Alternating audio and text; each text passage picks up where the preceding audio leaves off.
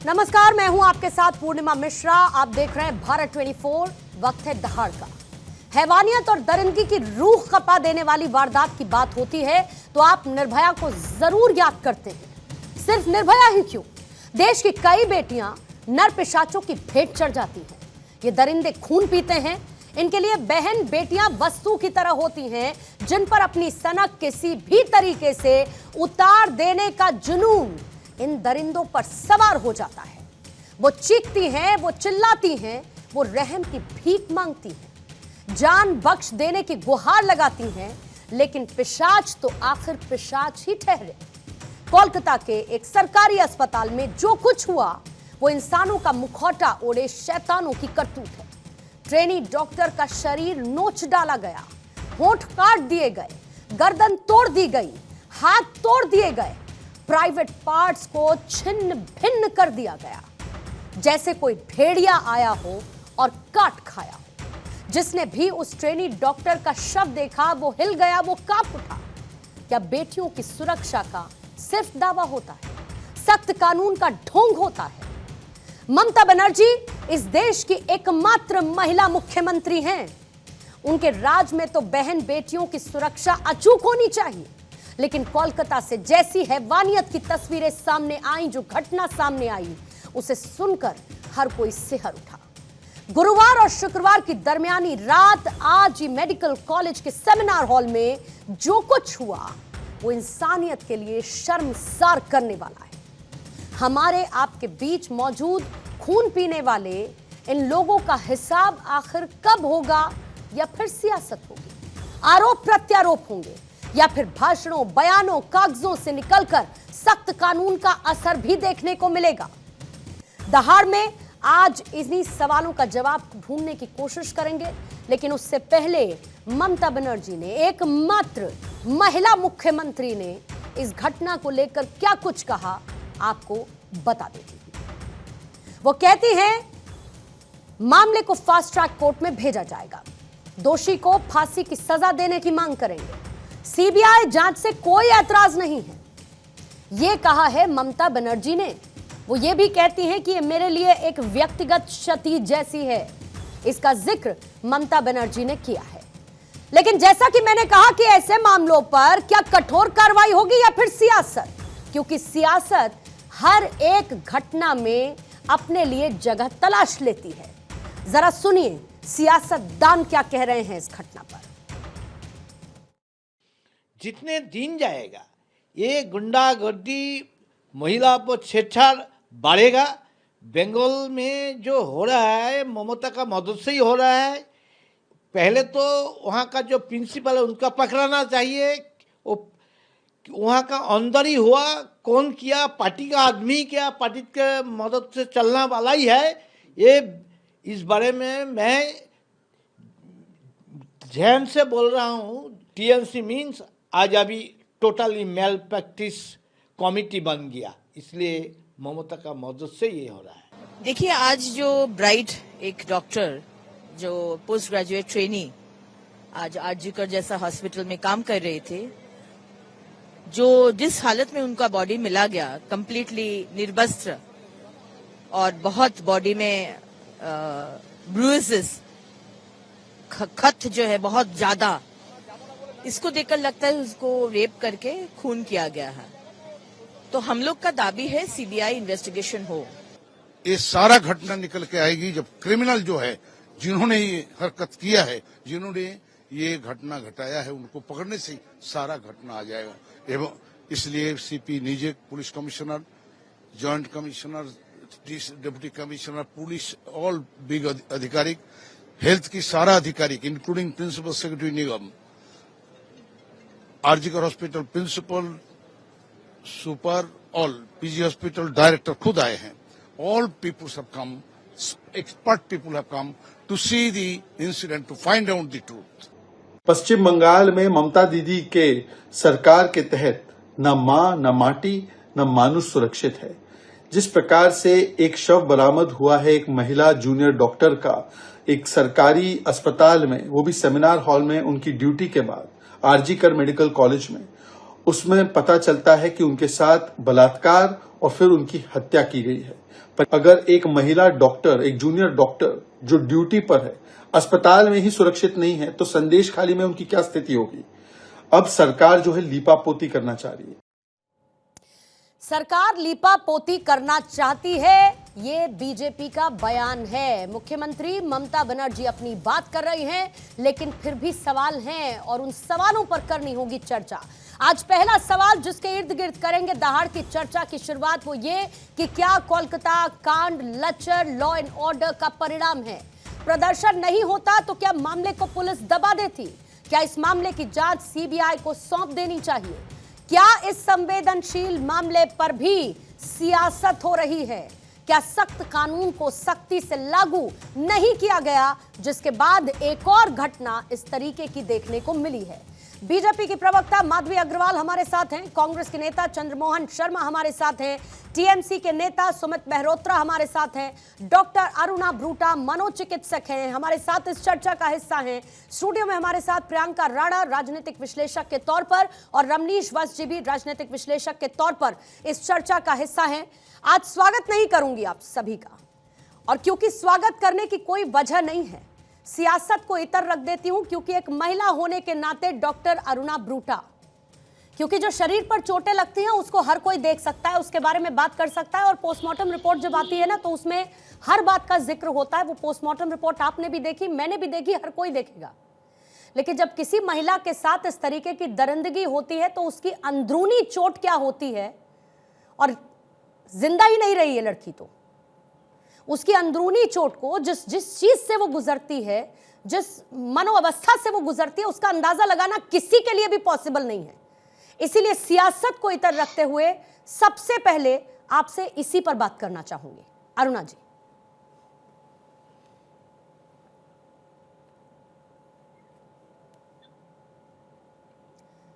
अरुणा जी अपने सिस्टम को अनम्यूट करेंगे आप प्लीज।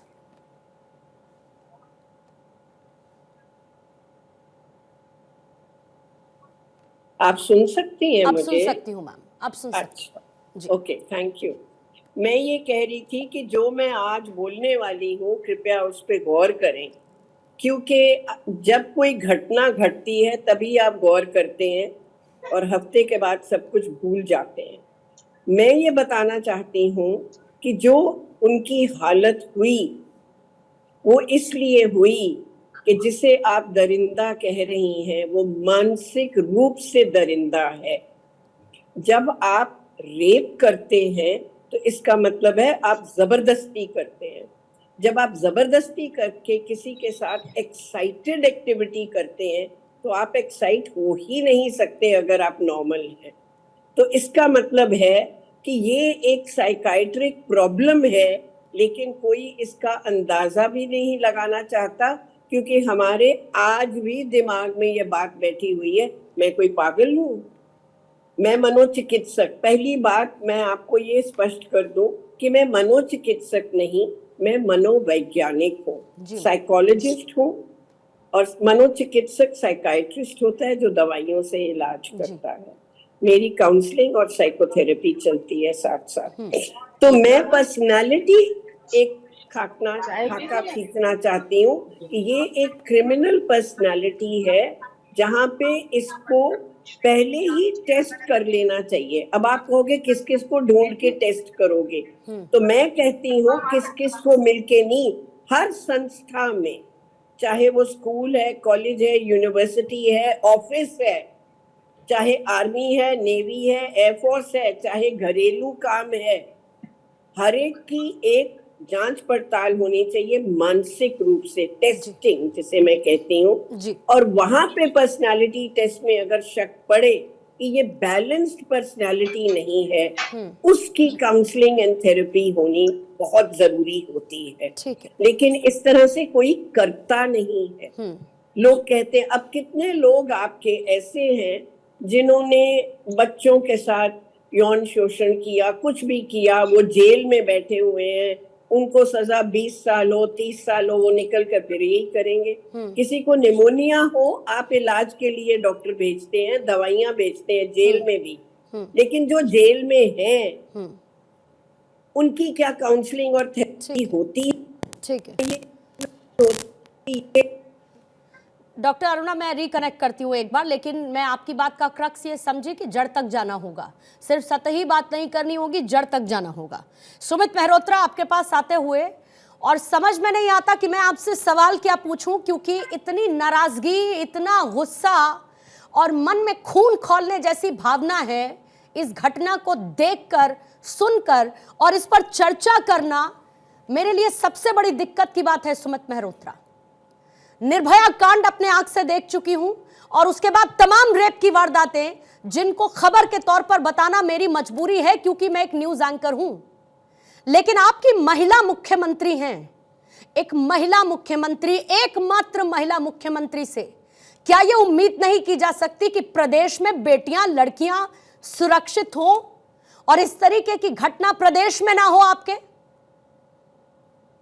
पूर्णिमा जी, देखिए इस तरीके से आपने पूछा सवाल, देखिए मैं खुद कहना चाहूँगा कि मेरे घर में भी 12 बेटियां हैं। ये कोई घटना जो घटना आज हुई है कलकत्ता के अंदर, बंगाल के अंदर, ये घटनाएं कोई बंगाल के नहीं सभी जगह होती है, क्या उत्तर प्रदेश में नहीं होती? पर जिस तरीके से इसको राजनीति हो रही है वो नहीं होनी चाहिए। मैं सभी राजनीतिक दलों से कहूँगा, यहाँ जितने भी मेरे कांग्रेस के लोग, भारतीय जनता पार्टी के हो, आपके चैनल के माध्यम से जो भी लोग देखा, इस चीज के ऊपर राजनीति नहीं होनी चाहिए, सभी से कहना चाहूंगा। सुमित जी का ऑडियो मुझे देंगे, कान क्लियर नहीं है, बोलिए सुमित। आरोपी है, देखिए आरोपी दीदी खोल के कह चुकी है, किसी को बख्शेंगे नहीं, सच से सच कार्रवाई होगी, चाहे वो किसी भी दल का होगा, चाहे किसी भी रूप से कहीं का होगा, उसे पक्का रिवर्स कर लेंगे क्या चीजें? सुमित मेहरोत्रा, रिवर्स कर लेंगे चीजें? नहीं, देखिए मैं खुद कह रहा हूँ कि किसी को बख्शा नहीं जाएगा। 5 लोग पकड़े गए हैं, कार्रवाई हो रही है। वो लड़की मर गई ना, गला घोटकर उसको मार दिया ना, उसके साथ रेप करने के लिए सारी इंतहा पार कर दी ना। अब क्या कर लीजिएगा? आप कर लीजिए, लटका दीजिए किसी को फांसी पर, फिर क्या? नहीं, रेपिस्ट देखिए किसी भी उसका नहीं होता, धर्म का नहीं होता ना। फिर कह रहा हूं, मैंने तो धर्म जाति विशेष का जिक्र ही नहीं किया। बिल्कुल, मैं खुद कह रहा हूँ कि क्योंकि भाजपा के लोग अभी भी राजनीति कर रहे हैं वहां पे बंगाल के अंदर, नहीं करनी चाहिए। मुझे आप बताइए, उत्तर प्रदेश के अंदर, कानपुर के अंदर घटना हुई, कभी बीजेपी को कोसने की बजाय, कभी बीजेपी को for a change, Sumit Mehrotra please and be a little sensitive about it. I don't care आपकी पॉलिटिक्स क्या है, मुझे नहीं मतलब आपकी पॉलिटिक्स क्या है, नहीं जाननी मुझे आपकी politics. And for a change please बात करिए कि आपका प्रशासन, आपकी सरकार क्या कर रही है। पहले फॉर अ चेंज बात कर लीजिए साहब। बीजेपी को कोसने के लिए जीवन पड़ा है, करते रहिए आप ये। फॉर अ चेंज बदल लीजिए अपना स्टैंड। कार्रवाई हो रही है उनके ऊपर, 5 लोगों के ऊपर कार्रवाई हो रही है। फास्ट ट्रैक कोर्ट में जाएंगे और फांसी की सजा की हम मांग कर रहे हैं। हम फांसी की सजा की मांग कर रहे हैं 5 के लिए। आप ध्यान सुन लीजिए दीदी के, तो दीदी इससे हटेंगी नहीं। 5 लोगों को फांसी उनकी, मैं खुद कह रहा हूँ फांसी उनकी। जिस चाहे खड़े होकर के गोली मार देनी चाहिए ऐसे लोगों को, चाहे कोई भी हो। पर मुझे बताइए, उत्तर प्रदेश के अंदर, सुन लीजिए पूर्णिमा जी, उत्तर प्रदेश के अंदर 2 महीने पहले कानपुर के अंदर, मुझे सब पता है, मुझे सब पता है। खौफ है वहां पर, खौफ है वहां पर। महिला मुख्यमंत्री के नाम का खौफ दिखता है बंगाल में आपको? बंगाल की तस्वीरें दिखाऊं आपको क्या होता है सड़कों पर महिलाओं के साथ? खौफ है क्या महिलाओं को लेकर जो अत्याचार होते हैं अपराधियों में? मुझे ज्ञान मत पढ़ाइए, मुझे ज्ञान मत पढ़ाइए सुमित मेहरोत्रा, सब कुछ देख चुकी हूँ मैं, कहा क्या होता है क्या नहीं होता है। माधवी अग्रवाल, आपके पास आते हुए, सियासत जरूरी है हर मुद्दे पर, सियासत के बगैर काम नहीं चलेगा। हर प्रदेश में जहां जहां ऐसी कोई घटना होती है, आपके पास एक सियासी मुद्दा हो जाता है। जब विपक्ष से सवाल पूछो तो वो आपके जो शासित राज्य हैं उनके आंकड़े लेकर बैठ जाते हैं। कानून बना दिया, लेकिन कानून का कोई खौफ नहीं, कानून लागू ही नहीं, पता ही नहीं चलता क्या हो रहा है। पूर्णिमा जी, आपने शुरुआत में बहुत सही बात बोली कि पूरे देश भर में एकमात्र महिला मुख्यमंत्री है, और जो मां ऑफिस बढ़ा ले। पश्चिम बंगाल में जिस तरीके से विगत समय, एक तो मैं टीम से रिक्वेस्ट करूंगी, सबके ऑडियो में प्रॉब्लम आ रहा है, इसको प्लीज करेक्ट करें, इसको प्लीज करेक्ट करें, समय बहुत सीमित होता है। माधवी जी बोलिए, मैं फिर कोशिश करती हूँ आपको सुनने की। पूर्णिमा जी, मैं ये कह रही हूँ कि आपने पहले जो बात बोली कि पूरे देश भर में एकमात्र महिला मुख्यमंत्री ममता बनर्जी हैं, तो निश्चित रूप से महिलाओं को यह आश्वासन होना चाहिए और यह आश्वस्त होना चाहिए कि पश्चिम बंगाल जो है महिलाओं के लिए बहुत ज्यादा सेफ हो। लेकिन जिस तरीके से पिछली बार संदेश खाली की घटना ने पूरे देश को हिला दिया था, उसी तरीके से लगातार जब भी यहाँ पर घटनाएं होती है तो उसको राजनीतिकरण देने की कोशिश करती है। मैं तो बहुत अचंभित हूँ पूर्णिमा जी, मणिपुर कि आज मुख्यमंत्री ने आके 24 घंटे के बाद मैंने आपको बीच में हस्तक्षेप नहीं किया था। आप बीच में मत बोलिए, मुझे अपनी बात पूरी बोल लेने दीजिए। मैं आपकी बात को तो बीच में नहीं काटने आई थी ना। ये बहुत मैं अचंभित हूँ इस बात को देखकर कि महिला मुख्यमंत्री ने आकर ये कहा कि हम जो अपराधी को पूरी सजा दिलवाएंगे। लेकिन ये कब हुआ? जब जो विक्टिम है उनके पिता ने ये शुरुआत में कहा था कि कहीं ना कहीं इसको खाना पूर्ति करने की मामले को और सुसाइड के रूप में कन्वर्ट करने की कोशिश की जा रही है। उसके बाद जहां वहां के जितने भी जो यूथ जो थे, डॉक्टर यूथ थे, वो सारे लोगों ने बाहर निकल के कहा कि अगर 24 घंटे के अंदर में अपराधी को नहीं पकड़ा गया और हमें आश्वासन नहीं मिला और सीबीआई की जांच अगर नहीं की गई तो हम लोग अपनी जो मेडिकल सेवाएं हैं वो रोक देंगे। और देखिए, ये सबसे सुरक्षित जगह है, सरकारी एक हॉस्पिटल आर्जिकल, जहां पे एक ट्रेनी डॉक्टर की जो हत्या, इतनी निर्मम हत्या कर दी जाती है, तो इनके पास में कुछ भी बीच बचाव करने के लिए मौका नहीं मिला था पूर्णिमा जी। नहीं तो मैं आपको बिल्कुल आश्वस्त होकर कह रही हूँ, घटनाओं की तरह ये लोग इसकी खाना पूर्ति कर देते और ये कोर्ट में ये आ ही नहीं पाता। तो मेरे कहने का मतलब है कि महिलाओं के साथ कहीं भी उत्पीड़न होता है, चाहे वो किसी भी राज्य में होता है, मैं महिला होने के नाते कह रही हूँ कि उस पर खाना पूर्ति नहीं होनी चाहिए। मेरे राज्य की महिला के साथ में बलात्कार हुआ है तो मैं नहीं बोलूंगा या बोलूंगी, और दूसरे राज्य में होगा तो मैं उस पर ट्वीट करते जाऊंगी, लिखती जाऊंगी। आज आप देखिए चंद्रमोहन शर्मा जी, बीजेपी कह रही है कि इस मामले को दबाने की पूरी कोशिश की गई, इसको सुसाइड का रूप देने की कोशिश की गई। अगर ये विरोध प्रदर्शन नहीं होता, अगर ये अल्टीमेटम डॉक्टर्स द्वारा नहीं दिया गया होता कि हम सारी मेडिकल सर्विसेज को हॉल्ट पर ले आएंगे, तो ये मामला ऊपर नहीं आता। फिर मैं पूछती हूं कि ऐसे मामलों पर इस तरीके का कवर अप देने की कोशिश क्यों, अगर ये आरोप सही है तो? देखिए, बिल्कुल पूर्णिमा जी गलत है और ये बहुत निंदनीय है। एक डॉक्टर के साथ जो इतनी निंदता के साथ बलात्कार होना और उसके बाद उसकी जान जाना, और वो भी जो मातृशक्ति है, माँ है, जिसके से हम जन्म लेते हैं, जो बहन है जिसको सुरक्षा का हम वादा करते हैं। और मैं एक चीज और कहना चाहूंगा इसमें पूर्णिमा जी, जो आज आपका आक्रोश मुझे इस टीवी में दिखा उसको मैं साधुवाद देता हूँ, लेकिन वो पहल आपको शुरू करनी पड़ेगी, हमें साथ में करनी पड़ेगी। हम बहुत बार ऐसी डिबेटों में बैठे हैं, बहुत बार ऐसा टॉपिक चढ़ता है और बहुत बार हम आते हैं, लेकिन फिर ऐसा क्यों हो जाता है? फिर जब कभी भी ऐसी चीजें होती हैं फिर वो एक स्टेट वाइज क्यों बढ़ जाती है? इस चीज के ऊपर मैं किसी भी पार्टी की नेता प्रवक्ता अपने को लेकर बिल्कुल भी मैं कतई नंबर देने को तैयार नहीं हूँ, क्योंकि अगर महिला का अपमान होता है तो वो हमारा सबसे बड़ी कमी है, और अगर महिला के साथ ऐसा दुर्व्यवहार हो रहा है तो वो हमारी कमी है और हमें इसके लिए एकजुटता दिखानी चाहिए। उस एकजुटता के ऊपर कहीं भी गुरेज नहीं करना चाहिए। ये परिभाषित चीज अगर आज सरकार करती है तो उसको हम पूरा सपोर्ट देते हैं, लेकिन इसके लिए सरकार को अपनी पारदर्शिता बनानी चाहिए, क्योंकि आज जिस तरह से सोशल मीडिया के अंदर जो चीजें परोसी जा रही है और जिसका चीज एक युवावस्था से जाकर आ रही है तो वो बड़ी गंभीर है। क्योंकि अगर डॉक्टर और मेडिकल लाइन के अंदर भी इतनी निर्ममता आ गई तो वो तो दूसरा धरती के ऊपर भगवान है, और अगर इंसान रूप के अंदर इतनी दुर्दशा वो ऐसे चीज को कर देगा तो फिर संभालने के लिए कहीं ना कहीं कठोरता लानी पड़ेगी। ठीक है सर। और इसके लिए मैं बिल्कुल साधुवाद देता हूँ आपको भी, और मैं साधुवाद चाहूंगा भी सरकार इसके लिए कठोर से कठोर ऐसा नियम लाए जो रात के 8 बजे नोटबंदी कर सकती है। बहुत अच्छा लगा मुझे आपकी बात को सुनकर, ऐसा नियम भी बना दिया जाए। बहुत अच्छा लगा मुझे आपकी बात को सुनकर। प्रियंका राणा, वाकई में हमने सख्त कानून बना दिया, लेकिन वो सख्त कानून सख्ती से लागू होता, अगर खौफ होता, अगर अपराधी को लगता कि मैंने ऐसा किया और मैं पकड़ा गया तो न जाने मेरे साथ क्या होगा, हिम्मत हो पाती क्या किसी की ये सब कुछ करने की? बिल्कुल। और पूर्णिमा, हैवानियत की इंतहा हो गई है। आप देखेंगे कि जिस लड़की के साथ ये सब चीज़ हुआ उसकी आंखों से खून बह रहा था।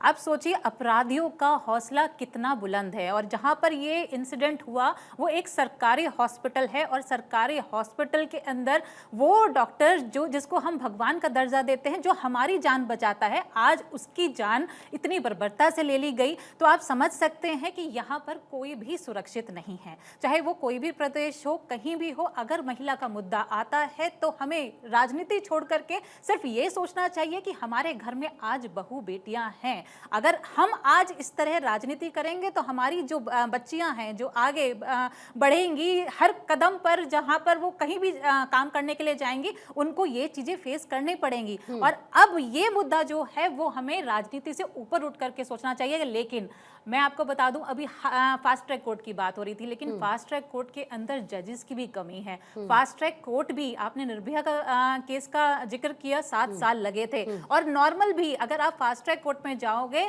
तो कम से कम भी 6 से 7 महीने एक मामूली केस के लिए लगते हैं आज के टाइम में, क्योंकि मैं बहुत सारे केसेस हैंडल करती हूँ और वहां पर जाकर के देखती भी हूँ, जो उनको फॉलो अप करती हूँ। तो इस तरह की चीजें हैं, जजेस की कमी है, इम्प्लीमेंटेशन नहीं होता है कानून का। हम उस प्रदेश के अंदर, बंगाल के अंदर सबसे ज्यादा दुख तब होता है जब एक महिला मुख्यमंत्री है। दायित्व सबसे ज्यादा महिला का होता है, कि क्योंकि सबसे ज्यादा उम्मीदें उससे होती हैं कि एक महिला को हमने चुना है तो सबसे ज्यादा वो ध्यान महिलाओं के मुद्दों पर देगी। लेकिन अगर वहां पर भी एक महिला असुरक्षित है तो मुझे लगता है कि यहाँ पर ध्यान देने की बहुत आवश्यकता है। रमनीश वत्स, महिलाओं का वोट सबको चाहिए, महिलाएं सबके लिए एक वोटर के तौर पर बहुत महत्वपूर्ण है, लेकिन महिलाओं की सुरक्षा के दावों के बीच जरा घोषणा पत्र, संकल्प पत्र उठाकर देख लीजिए, महिला महिला महिला महिला महिला। लेकिन जब एक महिला की सुरक्षा की बात आती है तो सब कुछ बेदम हो जाता है। कोई भी राज्य सरकार हो, पश्चिम बंगाल में पिछले कुछ समय से लगातार सर्कुलेट होते वीडियोस और उसके बाद यह घटना, जाहिर है कि आज पश्चिम बंगाल, उसकी सरकार, उसकी महिला मुख्यमंत्री को कटघरे में खड़ा करती है कि कैसा लॉ एंड ऑर्डर, कैसा शासन, की कोई खौफ नहीं है। बात होती है यत्र नारीषु पूजन्ते रमन्ते तत्र देवता, ये कब तक हम गाते रहेंगे? मनुस्मृति में लिखा हुआ है, और इसका पालन कब होगा? जनमानस के लिए कब होगा? महिलाओं के लिए कब होगा? फिर बात आती है कि महिला सुरक्षा की बात आती है।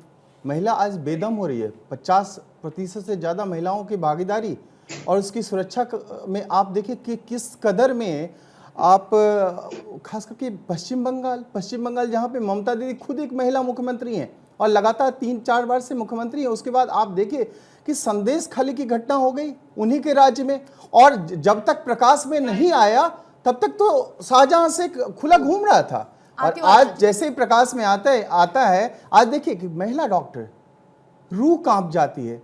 जिसने पोस्टमार्टम किया होगा डॉक्टर, आप सोचिए कि उसके अंदर क्या बीत रही होगी, उनके पेरेंट्स के साथ क्या बीत रही होगी। आज हमारी महिला कहाँ है? आज मोहित खान जैसे बलात्कारी, आज देखिए उत्तर प्रदेश में, वहां पे आप देखिए कि तमाम सियासतदान, अरे सियासत करिए ना, कौन रोक रहा है? करने वाले करिए, लड़की हूं, लड़ सकती हूं। प्रियंका गांधी जी आप कहाँ हैं? जया बच्चन जी कहाँ हैं? आप हैदराबाद में आप कहती हैं कि आम जनमानस को सौंप देना चाहिए बलात्कारी को, तो आप यहाँ पे भी आवाज उठाइए ना, जाइए ना। कम से कम ऐसे मुद्दों पर आज राजनीति नहीं होनी चाहिए। मुझे लगता है कि ऐसे संवेदनहीनता आप दिखा रहे हैं। यहाँ पर भी आप प्रियंका गांधी और इनको ला रहे हैं। अभी तक किसी भी प्रवक्ता ने इस तरह की बातें नहीं करी। प्रियंका जी देखिए, आप महिला हैं, मैं नहीं कुछ कहना चाहता हूँ आपको, बाकी दिन बहुत अच्छा लगता है, आज मत करिए, लेकिन इस बात को तो फिर मणिपुर का मुद्दा भी आएगा ना। यही तो मैं अभी कुछ देर पहले सुनिए देखिए, आप की चीजें, महिला तो महिला होती है ना। मैं कहती हूँ महिला को आप सम्मान दीजिए, आप पूजा मत कीजिए। हम लोग नवरात्र में पूजा करते हैं, आप न पूजा मत कीजिए, लेकिन सम्मान पूर्णिमा जी बात आती है, घोर आश्चर्य की बात होती है, घोर आश्चर्य की बात होती है कि हम पश्चिम बंगाल की जब बात होती है तो स्वामी विवेकानंद का दृश्य नजर आ जाता है, रामकृष्ण परमहंस का दृश्य नजर आ जाता है, सुभाष बाबू, रविन्द्रनाथ टैगोर। और आप बताइए कि गुरु जी की भूमि, और वहां पे आज क्या हो रहा है? पश्चिम बंगाल में क्या हो रहा है? और पश्चिम बंगाल में क्या हो रहा है? और आप करके तमाम सियासतदान, राहुल गांधी जी, प्रियंका जी, रमनीश जी प्लीज, प्रियंका जी, रमनीश आ रही हूँ, अरुणा जी आ रही हूँ, अरुणा जी आ रही हूँ, चंद्रमोहन जी आपके पास भी आ रही हूँ, सुमित जी से भी जवाब लूंगी। प्रियंका जी प्लीज, रमनीश जी प्लीज, रमनीश जी, प्रियंका जी, मैंने शुरू में ही कहा कि कानून है, सब राज्यों में है। प्रियंका जी, जब हिंदुओं के साथ अत्याचार होता रहता है, आप सारे सियासतदान चुप हो जाते हैं। आज बांग्लादेश में 300 से ज्यादा लोग मारे गए, आज लगातार 30 से ज्यादा महिलाओं का बलात्कार हो गया बांग्लादेश में। ऑल आइज ऑन रफा वहां पे चुप हो गया। आज सारे के सारे चुप हो गए, सारे सियासतदान आने चाहिए ना। पश्चिम बंगाल में लगातार शाहजहां शेख को कौन पालन करता रहा, प्रियंका जी, पोषित करता रहा। Ramnish ji please, Ramnish ji, Priyanka ji please, Priyanka ji please hold for a moment. Ramnish ji please, Ramnish ji please, Ramnish ji please. एक काउंटर चंद्रमोहन जी भी रखना चाह रहे हैं, माधवी जी को भी लाऊंगी, अरुणा जी भी इस पर प्रतिक्रिया देना चाह रही हैं। मैं ये कह रही हूँ कि इतनी बहसाबाजी की जरूरत नहीं, हमें आज की चर्चा से बहुत प्रैक्टिकल सॉल्यूशन निकालना चाहिए। अगर हमें सच में इतना दुख और दर्द हुआ है तो सबसे पहले 2 प्रोफेशंस की बात करूंगी, एक स्कूल्स दैट मींस टीचर्स और दूसरा hospitals that means doctors, nurses, hospital staff, admin staff, cleaning staff की मानसिक जांच पड़ताल होनी चाहिए बिफोर दे ज्वाइन कि भाई हॉस्पिटल ज्वाइन करना है। क्यों? एक डॉक्टर भी इस तरह की बात कर सकता है क्योंकि उसने औरत को एग्जामिन करना है, वो उससे बदतमीजी कर सकता है, कुछ भी कर सकता है और उसकी भी पर्सनालिटी में त्रुटि हो सकती है। और इसी तरह नर्सेस भी और सब। तो क्यों नहीं ये मैंडेटरी यानी कि कंपलसरी कर दिया जाए कि जिन जिन की अपॉइंटमेंट हॉस्पिटल्स में और स्कूलों में होगी उनकी पर्सनालिटी इवैल्यूएट की जाएगी at the time of the interview. आप medical health certificate, fitness certificate मांगते हैं, आप मेंटल हेल्थ फिटनेस सर्टिफिकेट नहीं मांगते कभी भी जी। इसीलिए ये घटनाएं होती हैं। ये घटनाएं इसलिए होती हैं कि हम जो क्रिमिनल है, जो साइकोपैथ है, जो मानसिक रूप से बीमार है, उसको वो डायग्नोज ही नहीं हो पाता और वो सोसाइटी में खुलेआम घूमता है। जी मैम। चंद्रमोहन जी अपनी बात रखेंगे। देखिए, कुछ पार्टी के जो सपोर्टर हैं, अगर वो जितना द्वेष राहुल गांधी, प्रियंका गांधी कांग्रेस पे रखते हैं, आज उतना द्वेष वो महिला पे होने वाले उत्पीड़न के प्रति रख दे तो शायद देश का उद्धार हो जाए। क्योंकि जो एक अकेला सब पे भारी का नारा देते हैं, अगर आज वो एक अकेला ये साबित कर दे और एक ऐसी मिसाल कर दे तो शायद ऐसी डिबेटें होनी बंद हो जाए। वो डिबेटें तब होंगी कि हाँ, ऐसे लोगों का ये मौत के साथ सामना करना पड़ रहा है, ऐसे लोगों को जो महिला का अपमान करते हैं उनको ये सजा मिलती है। लेकिन दुर्भाग्य है इस देश का कि देश ने जिनको चुना है उनके पास सिर्फ द्वेष और द्वेष की भावना राहुल गांधी और कांग्रेस के प्रति है। मैंने नहीं छेड़ी थी डिबेट, मैं अभी भी डिबेट नहीं करना चाहता हूँ उस विषय पे। मैं फिर निवेदन करना चाहता हूँ कि डिबेट दोबारा ना हो, पूर्णिमा ना हमको इकट्ठा करे, ऐसा कठोर कानून सरकार लाए और हाथ खड़ा करके पूरी पार्टी उसका समर्थन करेंगी। क्योंकि ये मेरी बहन, मेरी माँ, मेरी किसी भी उस महिला के प्रति है, चाहे वो मणिपुर की हो, चाहे वो बंगाल की हो, चाहे वो उत्तर प्रदेश की हो। इसके बाद पहले देश है, उसके बाद पार्टी है। अगर आप ऐसा करते हैं और आप आंखों पे पट्टी बांधते हैं तो उस पट्टी को खोल के अपनी पार्टी में जाके बोलिए कि ये द्वेष कांग्रेस आपको सिखा रही है, सीखिए। माधवी जी जवाब लूंगी। और उनका सीधा पॉइंट है ना कि कानून सिर्फ कहने में नहीं होना चाहिए, कानून सिर्फ पेपर्स तक दर्ज नहीं होना चाहिए, बल्कि वो कानून न सिर्फ केंद्र की तरफ से बल्कि राज्यों की तरफ से इतनी सख्ती से लागू हो कि एक दहशत होनी चाहिए। उत्तर प्रदेश में आपने कहा ना कि 0 टॉलरेंस है, आपने कहा ना बुलडोजर एक्शन आपने किया ना, दंगे से लेकर बाकी तमाम चीजों को लेकर योगी सरकार ने सख्ती दिखाई ना, खौफ को पैदा किया ना। लेकिन फिर भी ऐसा नहीं है ना कि हाथ से रुक गए या बलात्कार की घटनाएं रुक गई, कम हुई हो, वो आंकड़े आप जानिए, एनसीआर भी जाने, मैं उसकी बात नहीं कर रही हूं। लेकिन एक कानून ऐसा क्या नहीं आ सकता कि ऐसा कुछ करने से पहले कोई सोचे कि मैंने किया तो मेरे साथ क्या होगा? पूर्णिमा जी, मैं सुन रही थी सारी बहस को, चंद्रमोहन जी की बात को मैं बिल्कुल मानती हूँ और आज उन्होंने एक प्रवक्ता के तौर पर नहीं, एक मतलब एक नागरिक के तौर पर बात की और होनी भी चाहिए। मुझे लगता है कि बहुत सारे मुद्दों पर हम लोगों को विशेष रूप से ध्यान देने की जरूरत है। निश्चित रूप से कानून में सशक्तिकरण तो करते आ रहे हैं, बार बार देखिए कानून में बहुत सारे चेंजेस आ रहे हैं और अभी बहुत सारे चेंजेस होते हुए महिलाओं को किस तरीके से और मजबूती से मतलब सुरक्षा दी जा सके, इस पर निश्चित रूप से केंद्र सरकार इस पे बहुत ध्यान दे रही है। और आपने भी देखा और हम भी देख रहे हैं कि लगातार कानून में चेंजेस आ रहे हैं। कुछ जिम्मेदारियां हमारी राज्य स्तर पे और सामाजिक स्तर पे भी बनती है। जैसे कि यहाँ पर देखा जाए, अब सबसे सुरक्षित जगह मानी जाती है कि भाई स्कूल हो, चाहे वो कोई भी संस्थान हो और हॉस्पिटल हो। हॉस्पिटल में कौन लोग आते हैं? अब डॉक्टर जो वहां पे इलाज करने वाली है, अगर उसके वही सुरक्षित नहीं है, तो ये कहीं ना कहीं जो वहां का जो पूरा जो इंफ्रास्ट्रक्चर है, जो हॉस्पिटल का जो पूरा प्रशासन है, कहीं ना कहीं वहां पे जो है बहुत बड़ी इसकी नाकामयाबी है, जिसकी वजह से जो भी ये अपराधीकरण व्यक्ति, जिस तरीके की मानसिकता का व्यक्ति है, वो वहां लगातार जाता था। जो पता चला है, जिसे संदिग्ध के तौर पर पकड़ा गया है और कहा जा रहा है कि वही हो सकता है अभियुक्त, तो उस व्यक्ति की जो है वो रेगुलर वहां पे आने जाने की जो है छूट थी, वो आराम से जाता आता था।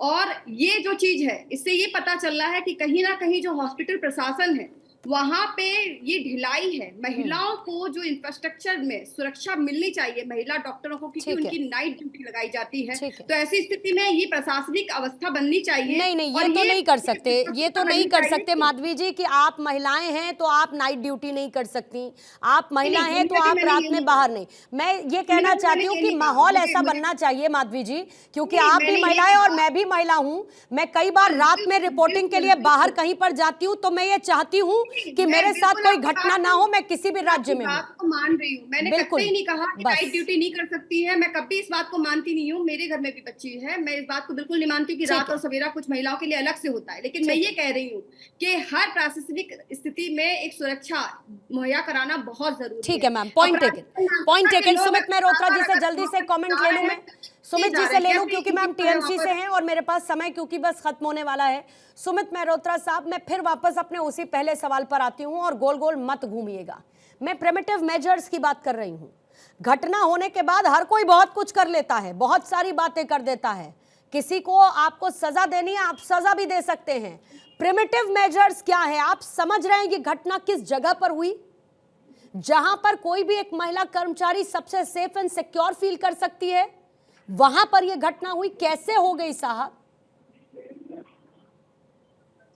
पूर्णिमा जी, देखिए, मैं बार बार इसी चीज के ऊपर मेरे को दोहराने में बड़ा शर्म आ रही है, बातों को करने में आनी चाहिए साहब, और सिर्फ दोहराने में शर्म नहीं आनी चाहिए। इस घटना के बाद जो फेलियर है उस पर शर्म आनी चाहिए, आपको शर्म। अपनी बात पूरी करें। पूर्णिमा जी, देखिए, घटना चाहे बंगाल की हो, चाहे उत्तर प्रदेश की हो, किसी भी फिर राज्य में आप उत्तर प्रदेश घुमाइए, मणिपुर घुमाइए।